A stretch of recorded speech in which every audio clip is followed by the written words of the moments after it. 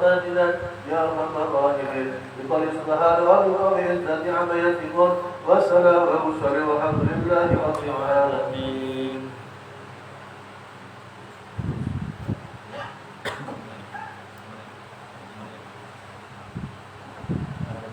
Al-Fatihah ila hadratin Nabi Muhammad sallallahu alaihi wasallam wa ila alihi wa sahbihi inna rabbi sallallahu alaihi wa ajma'in summa ila rawli al-sahabat wa qarabu wa tabi'in wa tabi'in tabi'in wa tabi'in bismillahir rahmanir rahim al mustaqim qalidin fil wa ala bil amilin wal fatwa wa munisir wal qur'an sadat sujatil ma'qil wa tabi'in bismillahir sallallahu alaihi wa hadal kitab muslim Allah ta'ala insyaallah birrahmah wa firman dan berkati bersama bareng muluki pada ta'ati fid dini wa dunya wal akhirah wa yahtimu lana bil husna wa waradin ana fi khairin wa rizqin afiyah ila hadratin nabi Muhammad sallallahu alaihi wasallam. Al-Fatihah.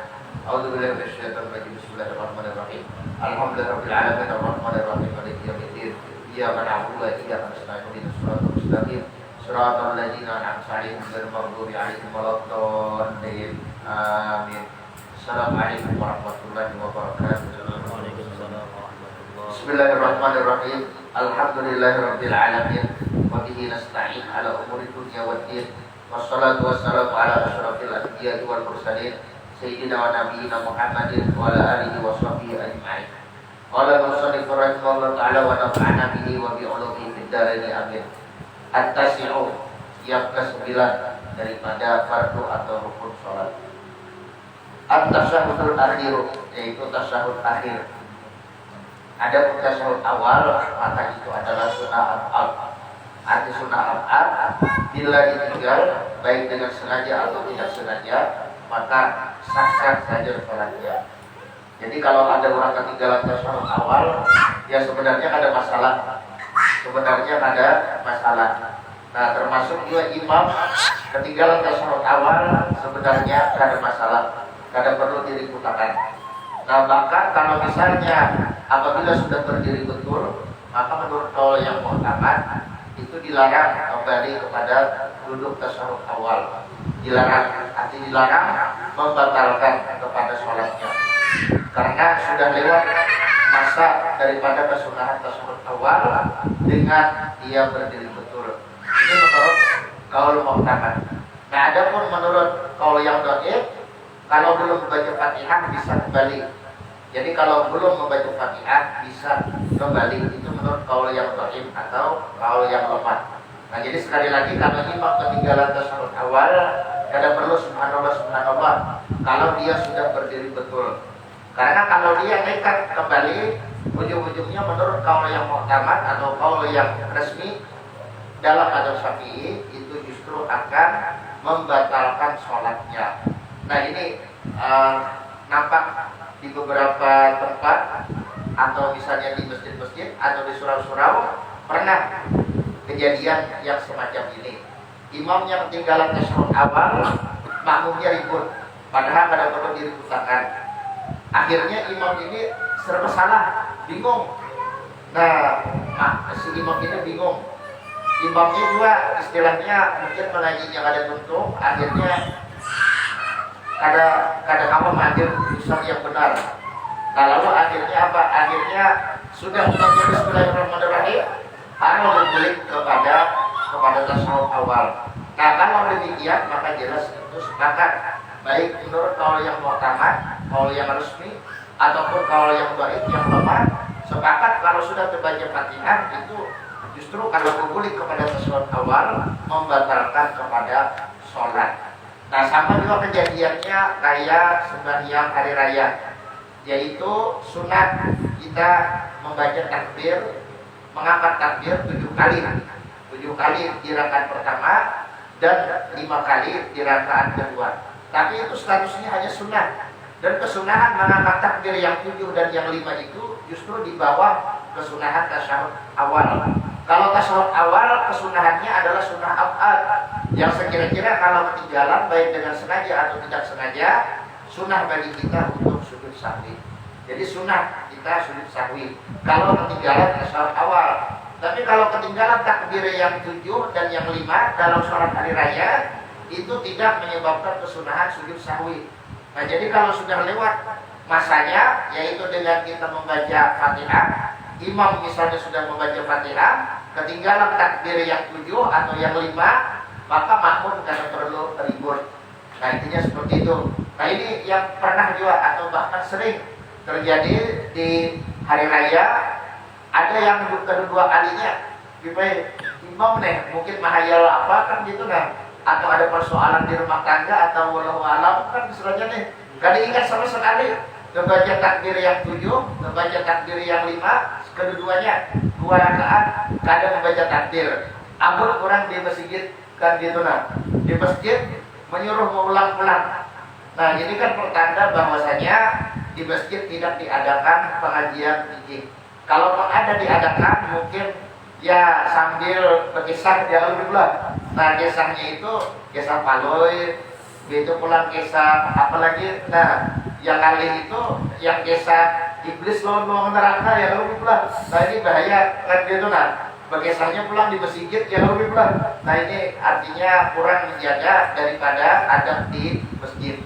Nah apalagi sampai terjadi pelecehan terhadap Rasulullah atau terhadap istri-istri beliau, keluarga beliau dan lain-lain, daripada orang-orang yang diagungkan di dalam agama kita, dimuliakan dalam agama kita. Nah maka itu pasti akan berakibat fatal baik di dunia ataupun di akhirat. Nah jadi intinya seperti itu. Nah artinya kita mesti mengaji. Kalau kita sholat berjamaah, nah maka kita mesti mengaji tentang sholat berjamaah. Sholat hari raya misalnya, nah mesti kita mengaji. Jangan sampai terulang lagi di masa-masa yang akan datang. Imam ketinggalan takbir yang 7 atau ketinggalan takbir yang 5, lalu beributan. Padahal ada perlu beributan. Imamnya kan diingat, nangarannya kan diingat itu, ya istilahnya ketika dia awal-awal mau sholat, kan niatnya yang sempurna. Cuma karena kan diingat ya apa boleh buat. Nah niatul mukmin khairun min amali. Niat seorang mukmin lebih baik daripada amalnya. Kan daripada hadis ini kita bisa mengerti, kita bisa memahami kalau seorang mukmin berniat melakukan kebajikan, ternyata ada halangan, bisa karena dia lupa atau bisa karena dia tidak mampu dan seterusnya, maka itu apa yang diniatkannya tetap dicatat oleh Allah Subhanahu wa Ta'ala. Kan seperti itu. Jadi si imam ini pasti dia berniat sholat yang sempurna. Cuma karena musibah kan diingat apa boleh buat, dan kita ada perlu khawatir pahalanya berkurang atau apa ada perlu. Nah karena apa? Karena kita yakin imam ini dia berniat yang sempurna sebelum dia sholat. Cuma sekali lagi ini adalah musibah yang tidak bisa ditolak, yaitu lupa. Setiap manusia bisa lupa. Setiap manusia bisa lupa. Bahkan Nabi Adam pun beliau lupa. Lupa dengan perjanjian untuk tidak memakan buah roti. Kan seperti itu. Nah sehingga dari peristiwa itu Nabi Adam dan Siti Hawa turun ke muka bumi, kemudian melahirkan anak, cucu dan seterusnya sampai ke kita ini. Kan seperti itu. Nah jadi ini kita ini lahir daripada lupa. Ya Alhamdulillah. Nah kita manusia ini lahir dari kelupaan, yaitu Nabi Adam lupa, diberikan perjanjian oleh Allah Ta'ala untuk tidak memakan buah itu. Kan seperti itu. Nah jadi setiap manusia bisa lupa. Nah artinya jangan sampai gara-gara lupa membaca takbir yang 7 atau yang 5 sampai beributan sebesitan.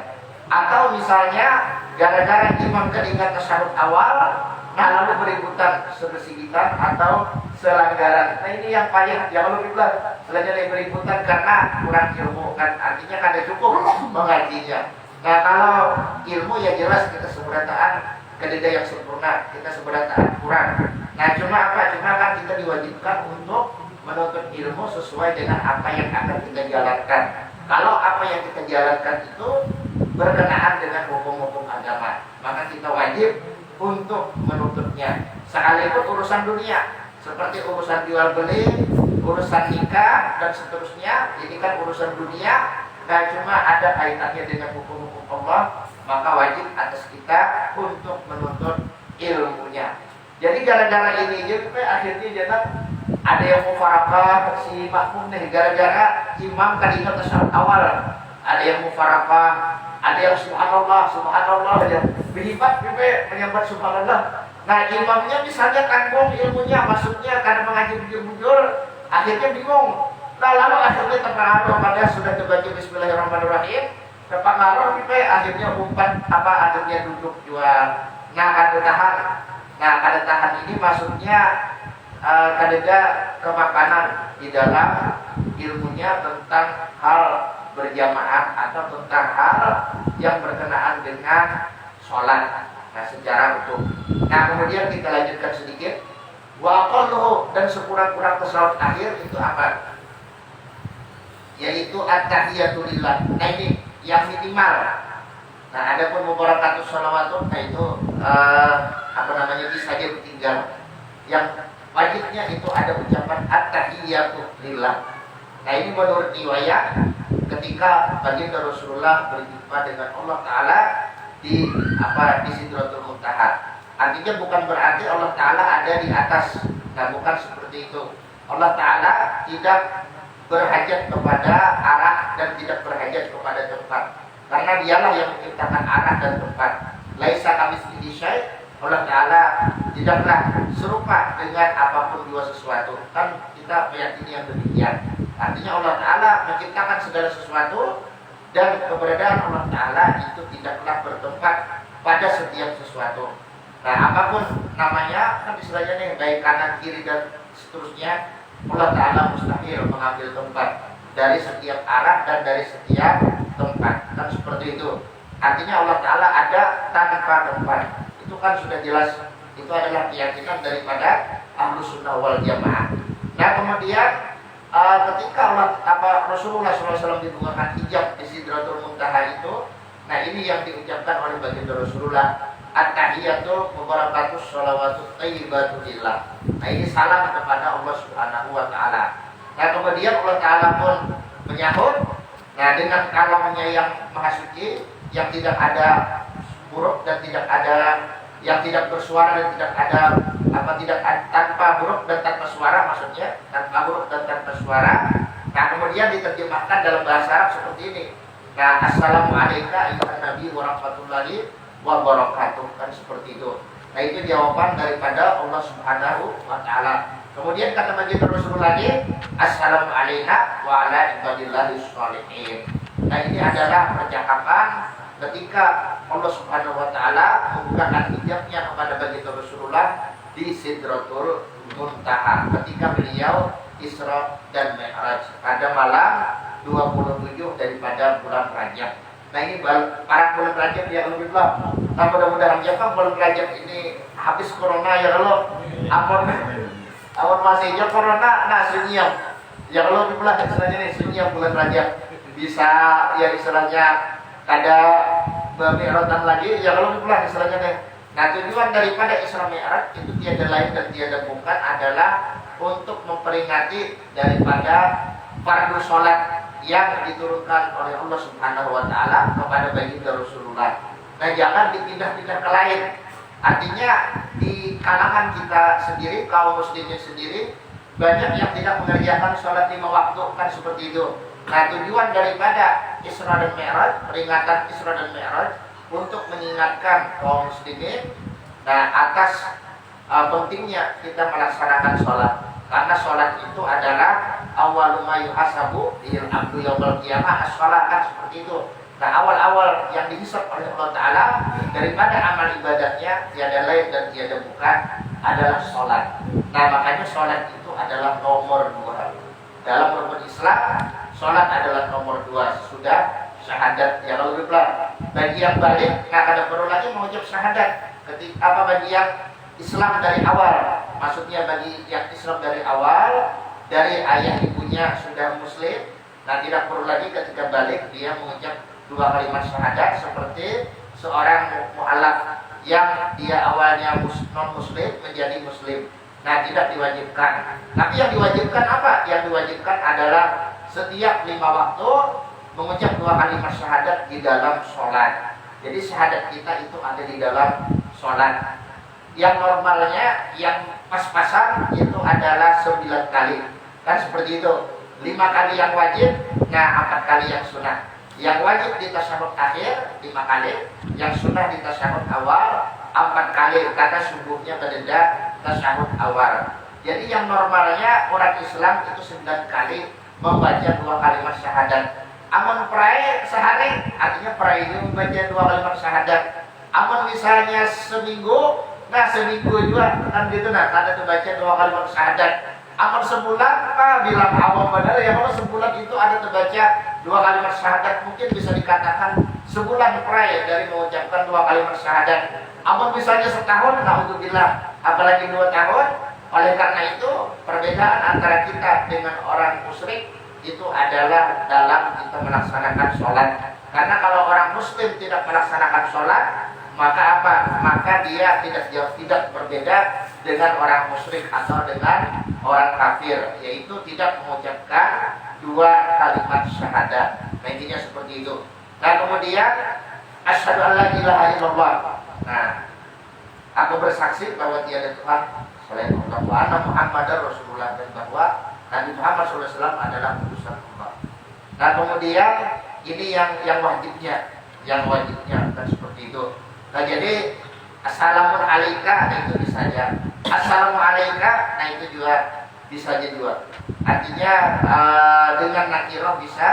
Kalau pakai ilmu nahwu kan istilahnya kalau pakai tanwin ini adalah nakirah. Nah, kalau pakai alif lam itu adalah ma'rifah. Nah, cuma menurut sebagian ulama yang afdolnya adalah dengan alif lam. Alif lam ma'rifah. Assalamu alayka ayyuhan nabi wa rahmatullahi wa barakatuh. Nah, assalamu alayna wa ala ibadillahi sholihin. Asyhadu an la ilaha illallah wa asyhadu anna Muhammadar Rasulullah.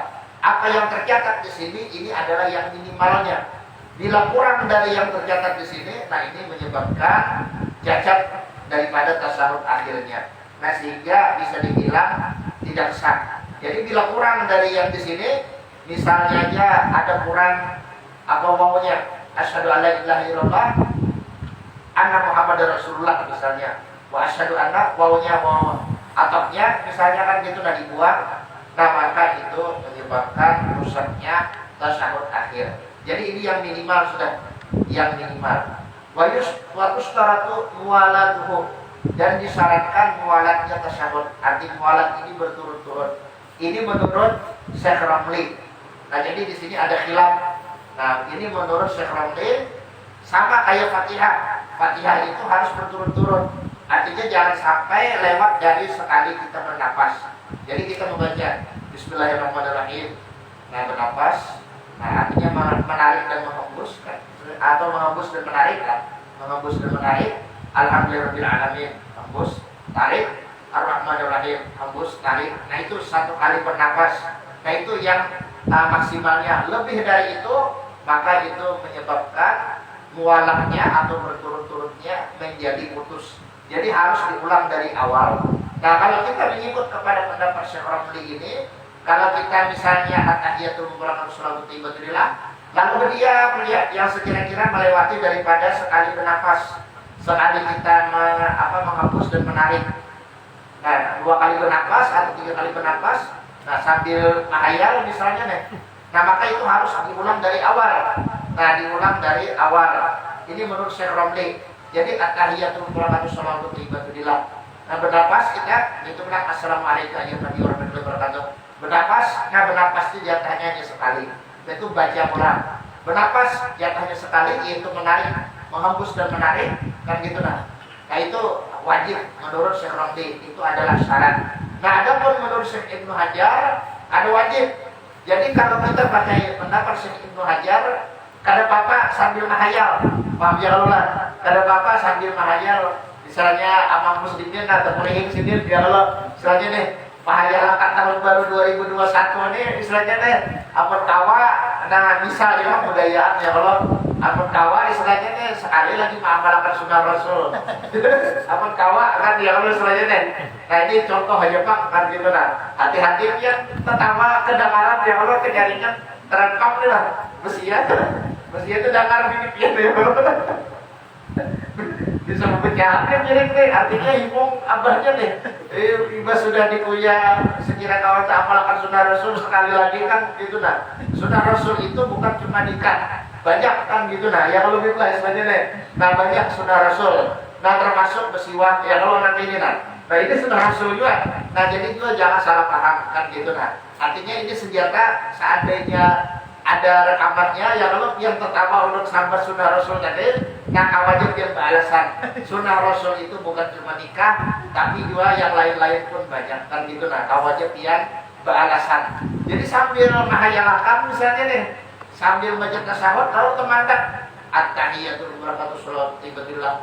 Nah beberapa kali bernafas hanya assalamualaikum ya Nabi warahmatullahi wabarakatuh. Nah ini menurut Syekh Ibnu Hajar ada masalah boleh, malah karena wajib dua tertib sunnah aja. Artinya menurut Syekh Ibnu Hajar sekalipun dipaling-paling assalamualaikum ayuhan Nabi warahmatullahnya berdahulu misalnya nih, atau assalamualaikum warahmatullahi wabarakatuhnya berdahulu, itu hanya at-tahiyatul dan seterusnya, atau syahadatnya kah istilahnya nih kada masalah. Ini menurut Syekh Ibnu Hajar.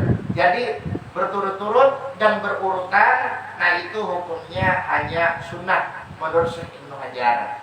Nah sama juga dengan khutbah Jumat, nah itu menurut Syekh Ibnu Hajar dan sebagian fuqaha yang lain tidak wajib tertib. Nah tidak wajib tertib.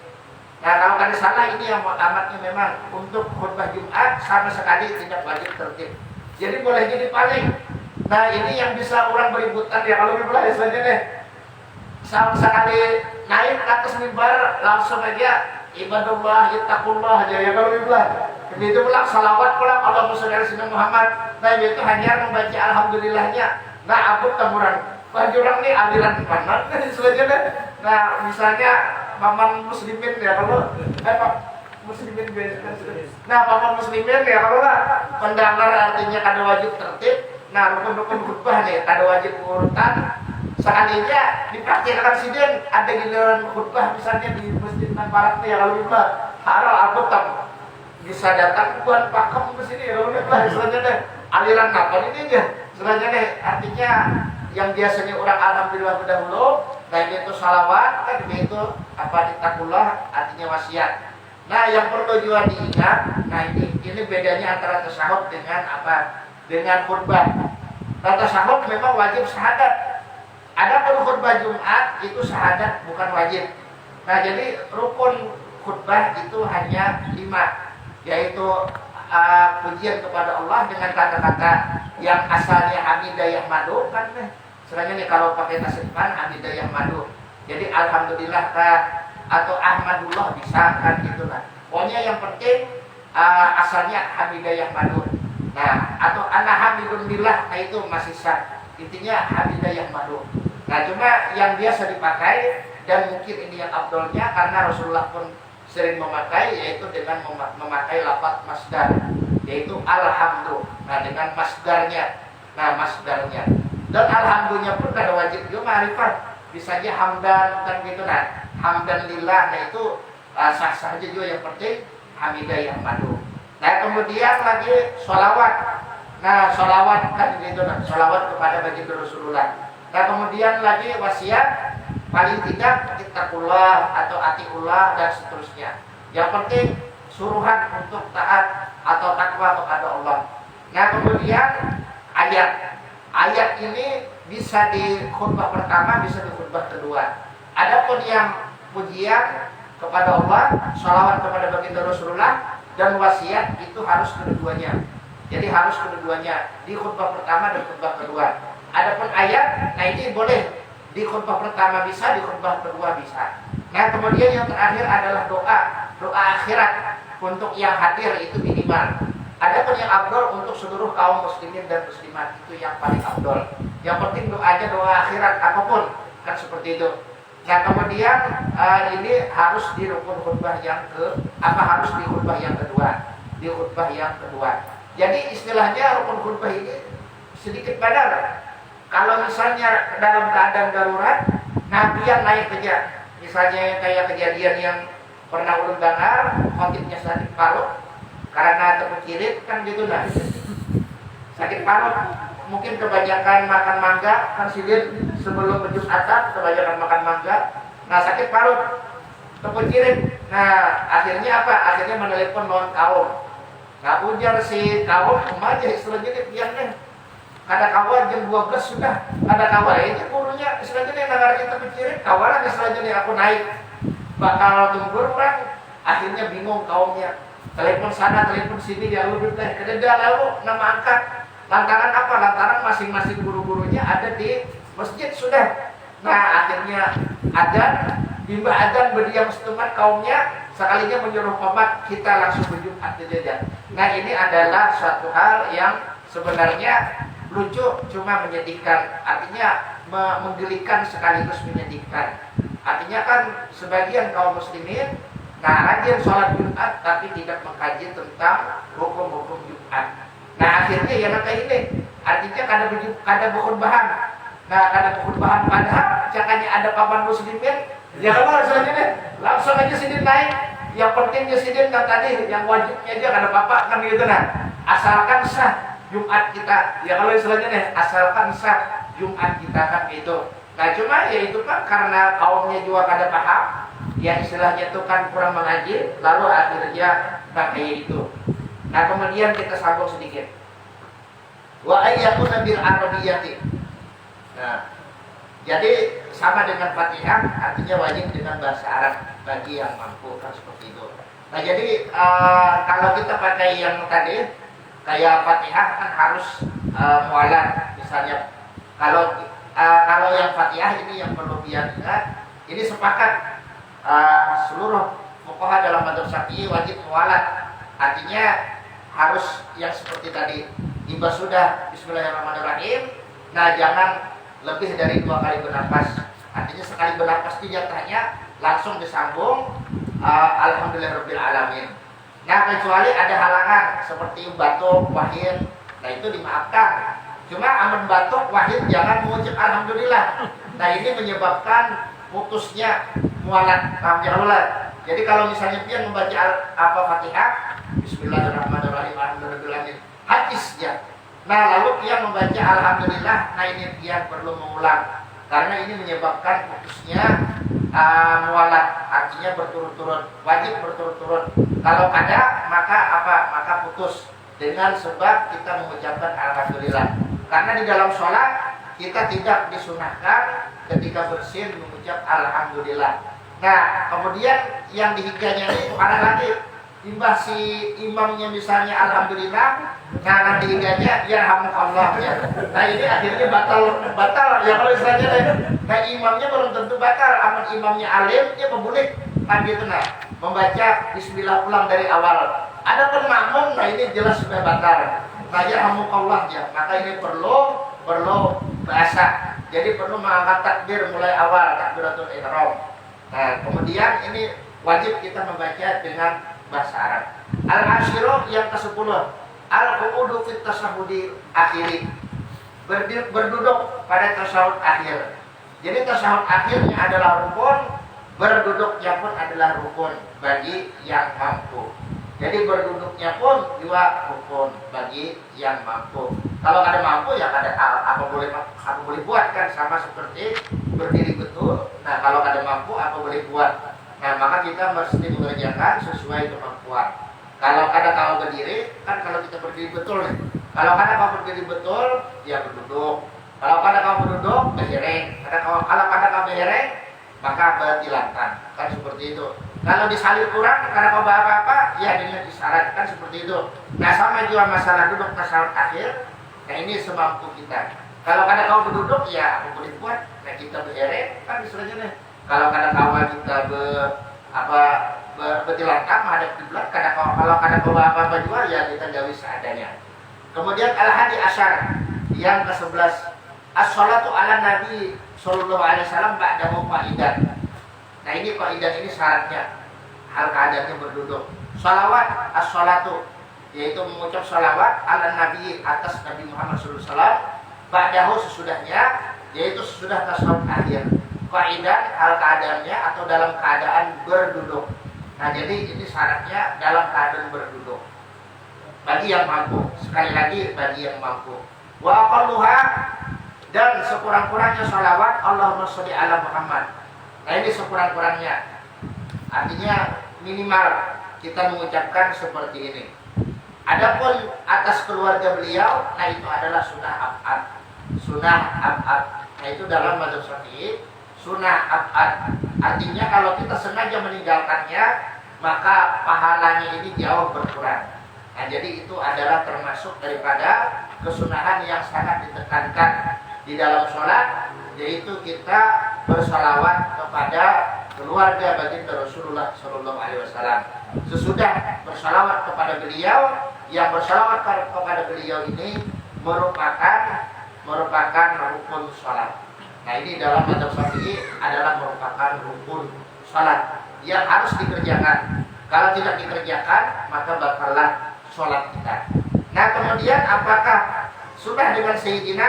Nah maka menurut sebagian ulama sunnah dengan Sayyidina. Bahkan yang ini pun ini ada, kalau tidak salah ini di dalam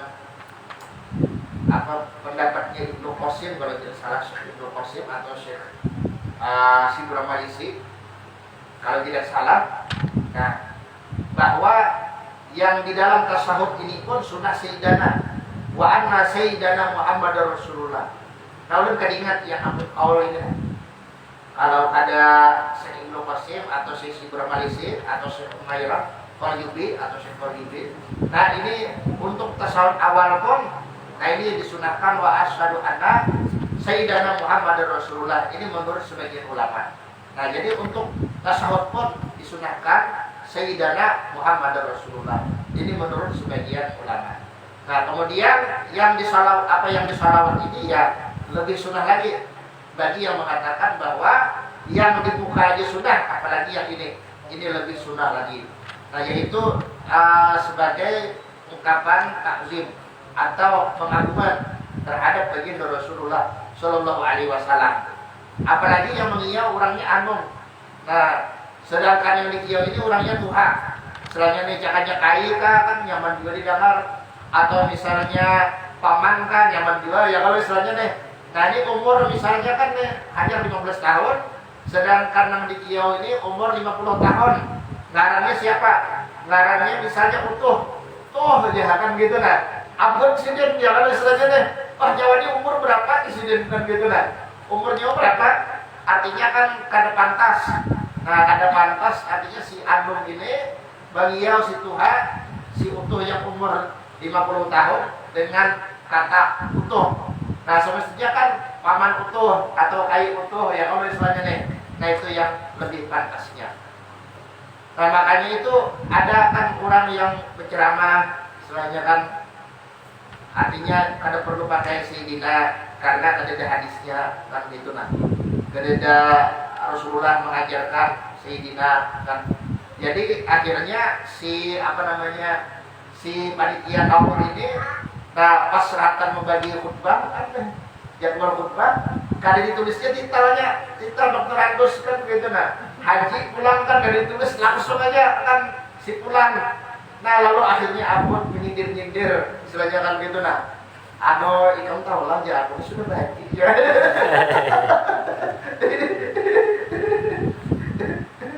Aku sudah kuliah kan istilahnya nih S1 kan tahun sekian, artinya lulus alumni IAIN Antasari kan gitu nah. Istilahnya nih alumni IAIN Antasari tahun sekian S1. Nah kalau tahun yang 50-an tahun yang 50-an tahun yang 90-an tahun 95-an lah. 95-an itu masih doktorandus. 95-an. Kalau dari salah berubahnya itu tahun 96-an nama dari salah. Yang S itu. Nah, bahari itu doktorandus S1. Berarti S1 doktorandus kecuali SH sarjana hukum dan kecuali sarjana teknik insinyur. Nah, jadi insinyur itu IR. Apa sarjana teknik IR insinyur. Sarjana hukum SH. Selain IR dan SH itu seberataan DRS doktorandus. Itu tahun 96-an kalau nggak salah berubah itu. 96 97. Nah, sesudah itu 96 97 ada lagi doktorandus. Kalau orangnya tua ternyata S, nah berarti itu kuliahnya menyusul. Nah, artinya kuliah pada usia yang artinya bukan langsung dari lulusan SMA atau MA kan gitu nah, melainkan mungkin jadi guru dulu lalu kuliah. Nah, supaya untuk menyesuaikan persyaratan jadi guru, nah lalu akhirnya dapat S kan seperti itu. Nah, cuma ya istilahnya itu tinggal di dunia Jepang. Boleh Jepang misalnya diambil kada masalah. Nah, cuma yang perlu diingat ini ya yang paham aja tuh. Bahwa ini istilahnya kerusakan di mana-mana. Nah, anak-anak kita yang kuliah perlu juga dijaga. Karena di kuliahan itu kalau di Indonesia kan istilahnya dia bercampur latihan dunia. Kalau di luar negeri, di Timur Tengah kada bercampur. Latihan-latihan binian-binian. Sampai di Universitas Al-Azhar pun kada bercampur. Jadi latihan-latihan binian-binian. Tempatnya terpisah. Nah, alhamdulillah lah. Tempatnya terpisah. Tapi di wadah kita kuliah ini bercampur latihan binian. Nah, ini kalau pondokan meneruskan kuliah, nah ini walau alam ya kalau betul istilahnya nih. Nah, walau alam istilahnya nih amun pondokan meneruskan kuliah, karena kan waktu pondokan itu waktu mengaji di pesantren jarang terlihat binian. Nah, iba sudah kuliah walau alam kan kanan kiri ini binian. Apalagi biniannya yang tidak putih-putih ya lebih belah. Nah, ini bahaya. Datang misalnya kelompok-kelompok yang aneh-aneh yang membolehkan nikah mut'ah. Nah, yang membolehkan nikah mut'ah ini yang merancak payung. Payung di mana-mana kan istilahnya nih kawin kontrak. Kayak di Bandung, Rami mahasiswa istilahnya nih kawin kontrak. Di daerah mana-mana kan gitu. Nah, ini termasuk juga daerah-daerah Jakarta, daerah Surabaya atau Semarang. Nah, ini banyak mahasiswa yang mengikut ini madhab. Nah, padahal mereka kuliahnya di Universitas Islam Nasional UIN atau misalnya IAIN Institut Agama Islam Nasional atau STAIN, nah Sekolah Tinggi Agama Islam Nasional dan seterusnya. Nah, cuma akhirnya kawin kontrak. Nah, apa alasannya kawin kontrak? Alasannya itu daripada berzina aja. Baik 4 mazhab itu kan yang lu kan istilahnya nih. Nah, 4 mazhab itu kan istilahnya ini kada istilahnya kada dilarang, malah berpahala. Nah, malah berpahala. Artinya siapa yang kawin kontrak sekali, pahalanya nanti ini. Kalau 2 kali, pahalanya nanti ini. Kalau 3 kali, pahalanya nanti ini. Nah, ini itu ada pula mahasiswa yang pintar. Nah, yang pintar matematika. Artinya kami ini kan istilahnya nih, karena suka sama suka kan gitu nah. Daripada berzina itu yang pertama. Yang kedua pulang kami menyewa rumah. Nah, apalagi di Banjar rumah sedemikian itu 1 juta misal. Nah, lelakiannya 1 juta, bininya 1 juta jadi 2 juta. Supaya hemat rumah ya kalau selanjutnya deh kawin kontrak jadi 500 orang aja. Nah, ini adalah musibah bagi kita semua. Jadi ya mudah-mudahan lah artinya aliran-aliran semacam itu tidak berkembang di negeri kita ini. Karena ini aliran sangat berbahaya. Nah, apalagi Ahmadiyah yang lebih berat. Nah, ini aliran yang jelas-jelas keluar dari Islam, yang meyakini adanya Nabi sesudah baginda Rasulullah Nabi Muhammad SAW. Nah, itu sudah sepakat para ulama. Siapa yang meyakini adanya Nabi sesudah baginda Rasulullah Nabi Muhammad SAW, hukumnya adalah kafir, hukumnya adalah murtad, keluar dari agama Islam. Na'udzubillah min dzalik. Ini sepakat. Nah, tidak ada khilaf tentang keyakinan adanya Nabi sesudah baginda Rasulullah Shallallahu Alaihi Wasallam. Intinya seperti itu. Nah, kemudian kita sambung sedikit lagi. Au ala rasulihi atau atas rasulnya sama aja boleh. Au ala rasulihi, au ala nabi atau atas nabi kan gitu kan. Kalau alaihi Pak, alaihi boleh juga kalau di tasawuf. Alaihi boleh. Kalau boleh istilahnya nih asyhadu an la ilaha illallah wa asyhadu Muhammadar Rasulullah. Kalau Allahumma sholli alaihi itu sebenarnya sah-sah saja. Ini di tasawuf akhir. Ini di tasawuf akhir. Nah, adapun di khutbah itu menurut mayoritas ulama memang tidak boleh. Harus dengan isim dzahir. Nah, sekalipun ada sebagian juga ulama dalam mazhab Syafi'i yang mengatakan bahwa boleh dengan isim dzahir. Kalau tidak salah nama beliau adalah itu dari Bani Abdal, Sayyid Husain bin Abdurrahman Al-Abdal kalau tidak salah. Nah beliau itu termasuk fuqaha Yaman yang terkenal. Nah itu termasuk fakihnya Bani Ahdal. Nah Bani Ahdal itu adanya di Yaman Utara, di Yaman Qiblat. Nah jadi kalau Bani Alawi ada di Yaman Selatan, nah Bani Ahdal itu ada di Yaman Utara. Karena datu Bani Alawi dengan datunya Bani Ahdal, nah ini beding sangat aja kan gitu nah. Hijrah ke Yaman, cuma yang datunya Bani Alawi hijrahnya ke Hadramaut yang Qiblat di Yaman Selatan. Adapun datunya Bani Ahdal itu hijrahnya ke Yaman Utara, yaitu daerah Hudaidah, daerah Murawaah dan lain-lainnya. Intinya seperti itu. Nah jadi di antara yang membolehkan itu kalau tidak salah nama beliau adalah Sayyid Husain bin Abdurrahman Al-Ahdal yang merupakan salah seorang fuqaha Syafi'iyah yang besar di Yaman Utara. Nah intinya seperti itu. Nah jadi kalau ada yang sudah terlanjur nanti itu Allahumma sholli alaihi karena perlu juga istilahnya menjadi putakan kan gitu nah. Karena ada aja kaulnya dalam mazhab Syafi'i, nah itu sangat jelas masalah ini. Nah kayak itu nah. Cuma bagi yang mengkhutbah sebaiknya berikhtiar, sebaiknya berhati-hati, yaitu dengan pakai isim dzahir. Nah jadi sebaiknya berhati-hati dengan isim dzahir. Cuma kalau pakai isim dhamir, kalau ada yang menamai pakai isim dhamir, ayo ya sudah. Nah bisa aja dipadahi, artinya yang mau tamatnya memang kada boleh, artinya deh pakai isim dhamir. Jadi yang akan datang yang sebaiknya pakai isim dzahir aja. Nah dipadahi bagi metan, cuma jangan beributan. Artinya itu dianggap sah menurut sebagian fuqaha. Jadi kada perlu beributan. Nah jadi jangan beributan, karena ini masalah yang istilahnya masalah yang masalah yang gaib kan istilahnya nih. Bubuhan pengacara rakyat menyebut gitu. Artinya agama ini masalah yang gaib. Arti gaib ini kadang awal dilihat dengan kasat mata kan seperti itu.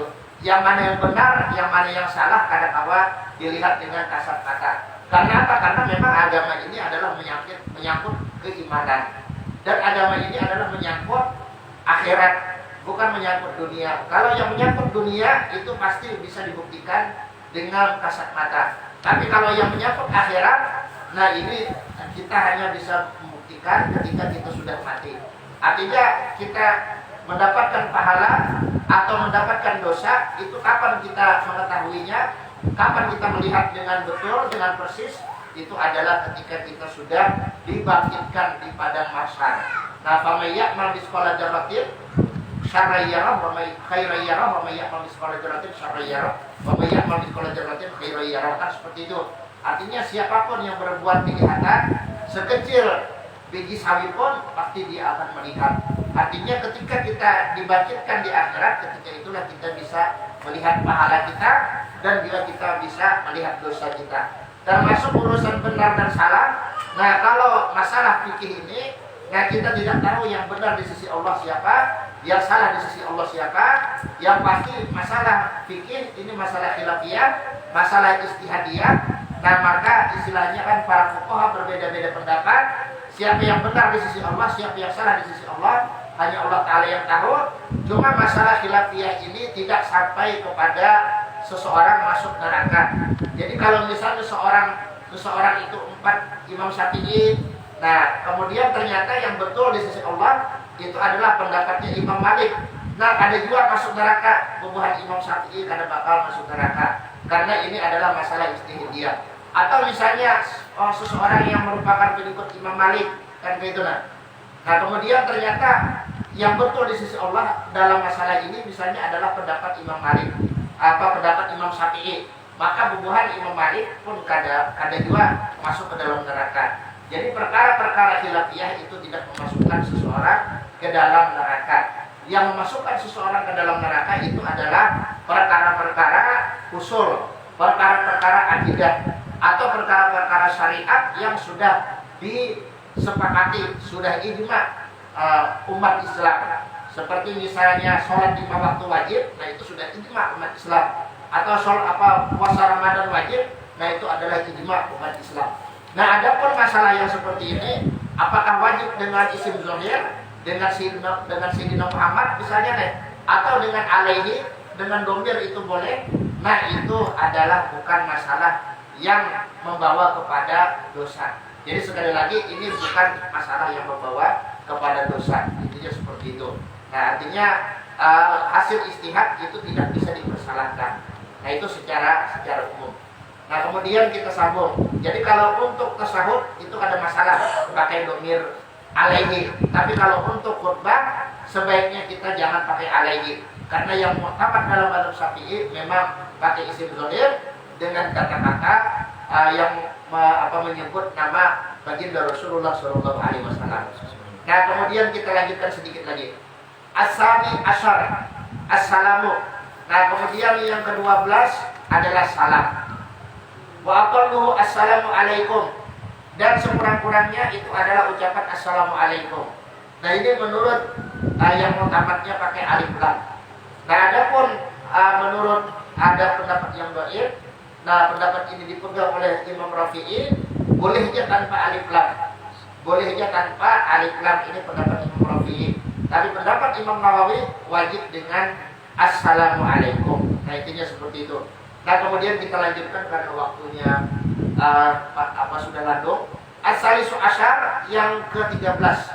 Nah at-tartibu, tertib. Ini adalah artinya tertib berurutan. Artinya mulai dari kita mengangkat takbiratul ihram. Nah itu harus terdahulu daripada Fatihah. Nah kalau misalnya kita membaca Fatihah hanya takbiratul ihram, ya jelas itu kada sah.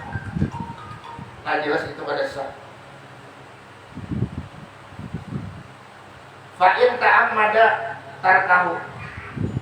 Fa'in ta'ammada tarkahu, maka apabila dia sengaja tarkahu akan meninggalkannya. Jadi sengaja meninggalkan tertib. Ka'an saja ada qabla ruku'ihi, seperti bahwa dia sujud qabla ruku'ihi, sebelum ruku'nya. Batalat sholatuhu, dengan sengaja, maka batalah sholatnya. Nah jadi kalau sengaja ruku dulu hanya sujud dulu hanya ruku, nah itu ada sah. Atau misalnya membaca takbir Fatihah dulu hanya membaca takbiratul ihram, ya jelas itu ada sah. Nah kemudian paling sah, dan apabila dia lupa, fama ba'dal matruki laghun. Fama ba'dal matruki, maka istilahnya nih, apa yang digawi sesudah rukun yang ditinggalkan, laghun adalah yang dianggap beda. Nah laghun, kalau orang Bahari menyebut melogo ini kan sia-sia, artinya dianggap beda. Jadi yang sesudah apa yang kita tinggalkan itu dianggap beda. Fa'in tadzakara qabla ayyatiya bimislihi atabihi, maka apabila dia teringat tadzakara qabla, sebelum ayyatiya, sebelum bahwa dia mendatangkan atau mengerjakan bimislihi, dengan yang seumpamanya, mengerjakan yang seumpamanya, atabihi, maka dia wajib segera untuk mendatangkan dengannya. Nah jadi contohnya begini, nah supaya biar kadang kali lagi dia ketinggalan, anggaplah misalnya ketinggalan ruku. Nah dia ketinggalan ruku, jadi imbas sudah waladolin amin karena mahayal kan gitu, nah sesangkaan ini atau misalnya sambil irsal karena koler, jadi kada pakai sedekap ke ini aja, ini kada masalah juga, cuma yang sunahnya bersedekap ketika kita berdiri betul. Nah ini aja waladolin amin, dia sambil guring-guringan, nah artinya sambil mengoler. Sekalinya mahayal, masyarakat mahayal itu lalu kan ingat lagi, disangka ini sudah ya kita langsung sujud kan gitu nah. Nah ini kayak apa hukumnya? Nah maka sujud ini kada terhitung. Yang itu duduk antara dua sujudnya kada terhitung. Yang itu sujud kan gitu nah, sujud yang kedua ini kada terhitung. Pasrahatan sujud yang kedua ingat, astagfirullah, aku tadi kan ingat ruku, kayak apa? Bakal langsung ruku. Alhamdulillah, langsung pian bangkit untuk ruku. Intinya seperti itu. Jangan ditarusakan. Aku ditarusakan batal. Jadi jangan ditarusakan. Itu yang perlu pian ingat. Jadi kalau misalnya pian ingatnya di duduk antara dua sujud, nah maka langsung ruku, langsung pian bangkit untuk ruku.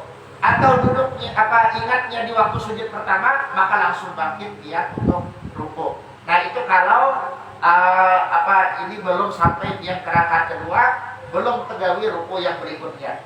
Nah kalau misalnya imbah pian ini kan ketinggalan ruku, asaan i'tidal. Nah pian sujud, ibu itu duduk antara dua sujud. Nah ibu itu sujud. Nah ibu itu pian baca Fatihah.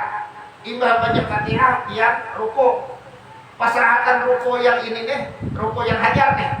Hajar pian ingat, astagfirullah di rakaat sebelumnya aku kada tegawi ruku. Nah itu apa hukumnya? Nah imbah pian salam, sebelum pian salam pas mengarahkan rakaat yang terakhir tuh. Misalnya kan pian sholat maghrib kan artinya rakaat ketiga. Nah itu pian bangkit lagi sekali menambah. Kalau sembahyang isya, nah artinya imbas rakaat keempat pian bangkit lagi sekali menambah. Karena yang pemulaan itu kada dianggap, paham ya lah. Yang pemulaan itu kada sah. Nah jadi sekali lagi, nah ini supaya nyaman. Nah berdirinya ya Allah lah istilahnya nih. Nah ini kan kadang banyak yang kada tahu. Jadi misalnya nih pian langsung baca Fatihah. Nah itu mungkin karena koler lalu dia tirsal aja lagi. Nah sambil mahayal deh. Nah ini itu pian asan i'tidal. Waktu itu tuh asan i'tidal langsung pian sujud.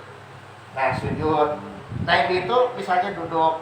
Nah itu sujud pulang. Nah rakaat sujud kedua dia ingat astagfirullah aku kan ingat ruku. Nah maka dia langsung dia bangkit ruku. Nah seragakan gitu lah. Itu i'tidal segala macam. Nah itu hanya sujud dan seterusnya. Nah coba kalau kedingat tadi sampai ini sudah sujud, ibu itu duduk pulang, ibu itu sujud, nah ibu itu berdiri, nah ibu itu ruku. Nah pasrahatan ruku ini atau sesudahnya hanya ingat astagfirullah di rakaat pertama, aku kan ingat ruku. Nah dia sembahyang maghrib, anggaplah ini sudah rakaat ketiga, dia sujud. Nah maka dia bangkit dia langsung Allah Akbar. Nah jadinya dia sembahyang maghrib 4 rakaat, paham lah. Nah intinya memang itu hukumnya. Nah dia sembahyang maghrib jadinya 4 rakaat. Jadi ini ada sembahyang maghrib 4 rakaat, hukumnya wajib. Sembahyang asar 4 rakaat, hukumnya wajib. Ya kalau kiblat. Sembahyang isya sembahyang asar 5 rakaat, sembahyang zuhur 5 rakaat, sembahyang isya 5 rakaat dan hukumnya wajib. Nah bingung kurang paman musliman berkisah. Artinya apa nih sembahyang maghrib 4 rakaat tapi hukumnya wajib. Wajib 4 rakaat, apa kada 4 rakaat ada sah. Nah kasusnya yang tadi yaitu apabila kita tertinggal satu rukun, anggaplah rukun, yang lainnya sama aja juga sujud kan gitu nah. Atau duduk antara dua sujud kan sama aja. Kita mengambil yang kenyaman aja rukun. Nah ternyata rakaat kedua hanya dia ingat pas 2 rakaatan menggawi ruku atau sesudah ruku yang rakaat kedua hanya dia ingat. Nah maka dia wajib menambah serakaat, intinya seperti itu. Nah kemudian lagi kita sambung.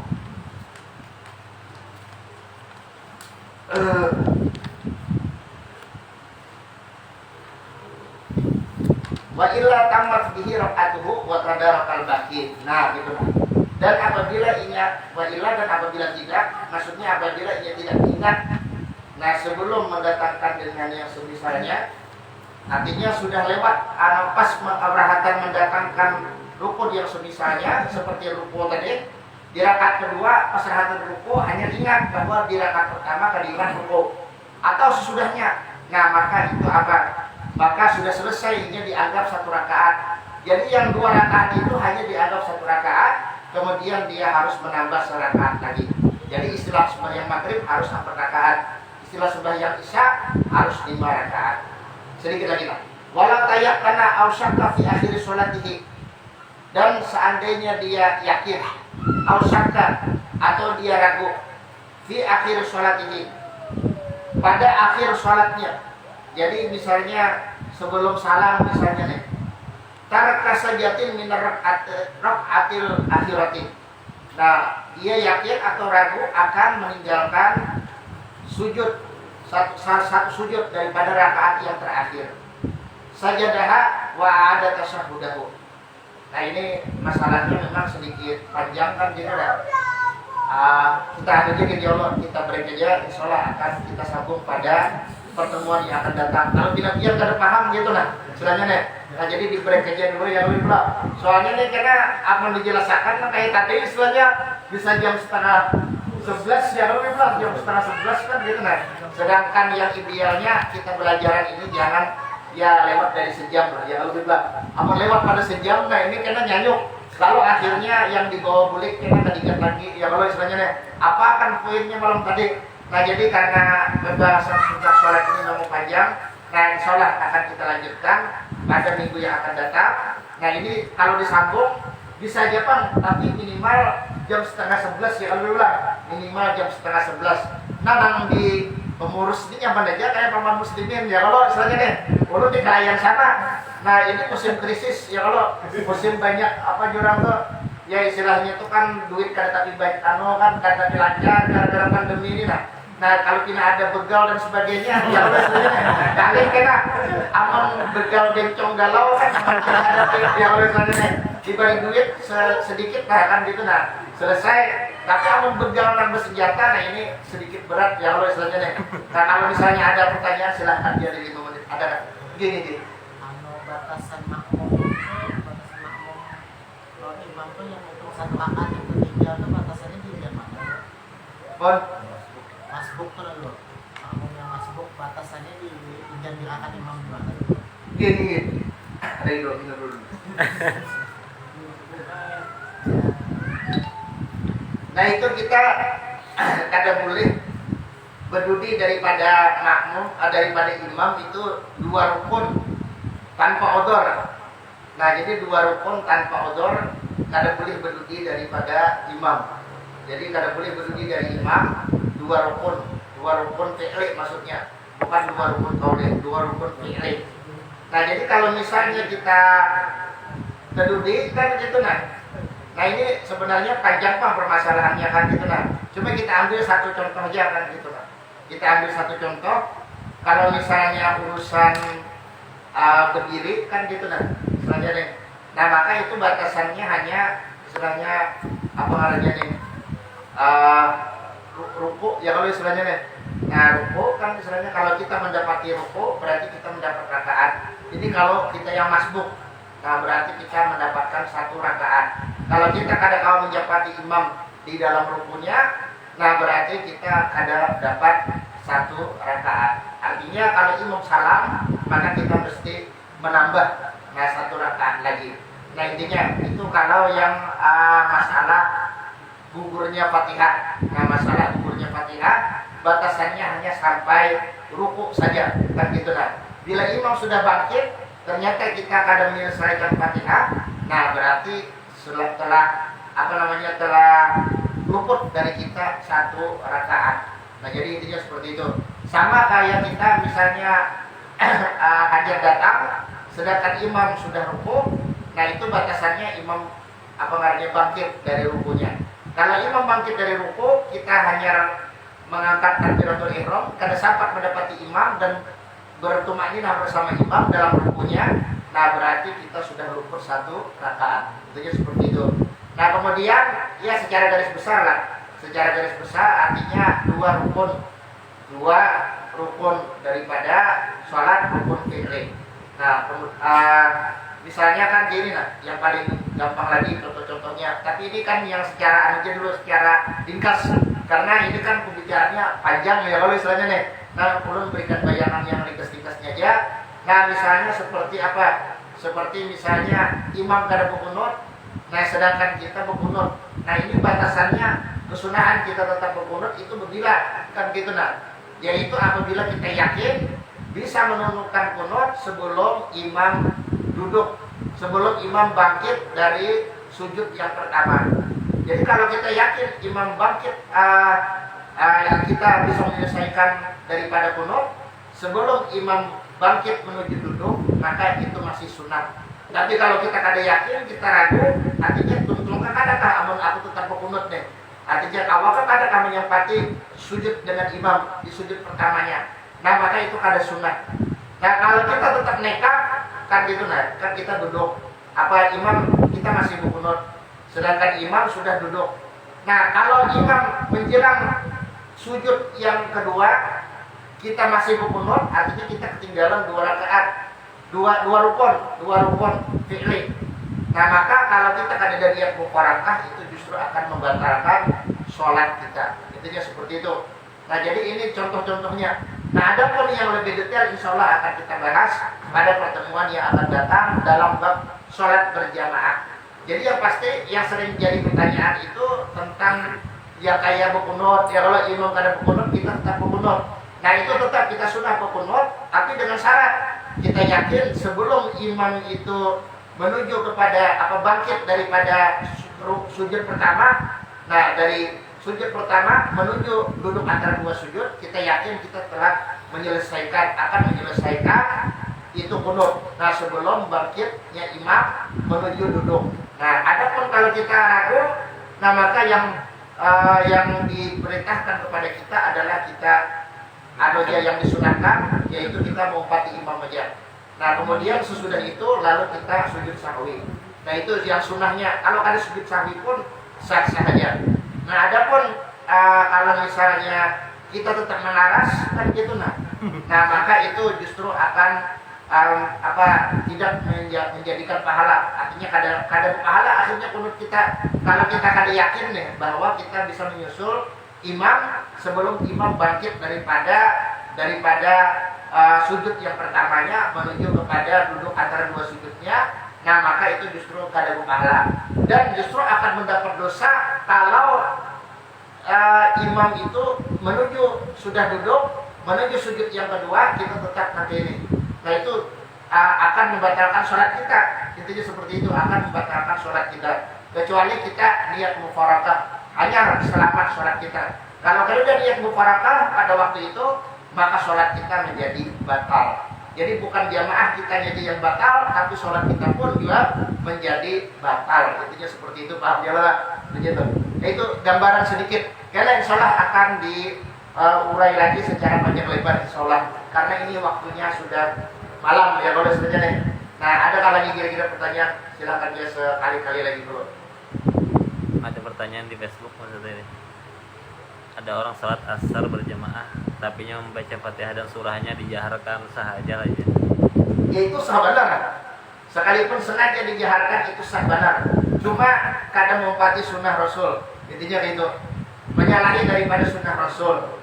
Nah, jadi yang disunahkan ketika kita sholat zuhur dan ketika kita sholat asar itu adalah dengan dengan bergemet. Nah, jadi imam jangan menyaring, itu yang sunnahnya. Nah, jadi jangan menyaring, apalagi makmum ya kalau istilahnya deh. Amun makmum menyaring, nah ini malah kurang terganggu. Nah, justru ini bisa menjadi dosa. Nah, bagi kita istilahnya nih yang kawah aja gemet kan gitu, nah ternyata tetap menyaring, macam-macam alasan. Kada yakin lah apalah yang istilahnya nih, akhirnya kan bisa menyebabkan orang terganggu di kanan kiri. Nah, ini justru bisa jadi dosa. Nah, yang pasti sholat zuhur, sholat asar itu sunnahnya sir. Adapun kalau ada sir ya itu jelas sah-sah saja. Jadi itu sah-sah saja, tapi ini adalah sembahyang melalai. Artinya orang kena bakal ribut. Istilahnya nih, apalagi paman muslimin ya kalau lah jadi imam ribut ke istilahnya nih. Kenapa jadi yang menyaring zuhur lawan asar istilahnya kan gitu lah. Ya aku mau kepalan aja. Nah, ini lain pelanggan saja ya kalau terpikirkan sunnah Rasul ini berat istilahnya nih. Nah, gitu. Beratnya urusannya bukan. Nah, jadi intinya apa namanya ya itu sah aja lah. Nah, jadi karena sudah jam 10 lewat 10 kan gitu nah, ya mungkin kita sudahi saja. Nah, kalau misalnya ada salah khilaf mohon maaf.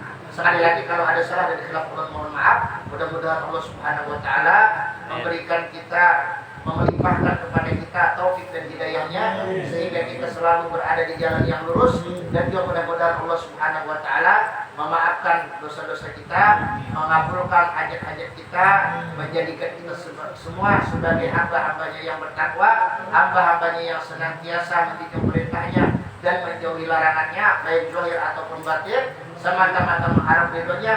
Dan dia mudah-mudahan Allah Subhanahu wa taala mewafatkan kita semua dalam keadaan husnul khatimah, dalam keadaan menyebut la ilaha illallah, dalam keadaan mengingatnya, dan juga dalam keadaan mendapatkan maghfirahnya. sehingga kita masuk surga tanpa hisab atau dengan hisab yang mudah bersama baginda Rasulullah Sallallahu Alaihi Wasallam dan segenap orang-orang yang diridhoi oleh Allah Subhanahu Wa Taala. Sekali lagi kalau ada salah dan khilaf, mohon maaf. Ala hadirin yang wa'alaman wa bihi salafun salih ila hadratin Nabi Muhammad sallallahu alaihi wasallam. Al-Fatihah. A'udzu billahi minasyaitonir rajim. Bismillahirrahmanirrahim.